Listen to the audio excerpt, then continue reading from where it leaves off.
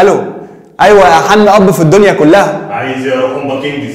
بصراحه يا حاج انا كنت خارج انا وصاحبتي النهارده وشفنا تيشيرتايه حلوه فشخ ب 1000 جنيه بس. بص يا حماده انا ما عنديش مشكله لا في صاحبتك ولا في تيشيرتايه وهعدي لك فشخ. 1000 جنيه يا ابن الكلب اقفل ولما تيجي اعرفك الفشخ. حلو فشخ. بقيت اشهر بني ادم في مصر في 24 ساعه. بس انت مبسوط فشخ. ايه يا باشا؟ امسك نفسك يا حوده. يا ديني دي حلوه فشخ. هو يعني ايه كلمه فشخ؟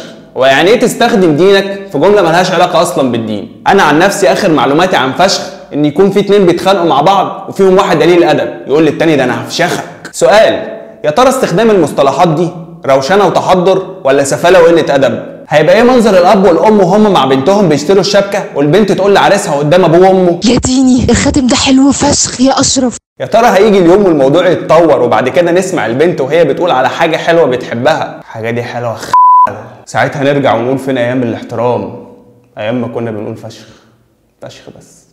حلو فشخ. بس انت مبسوط فشخ.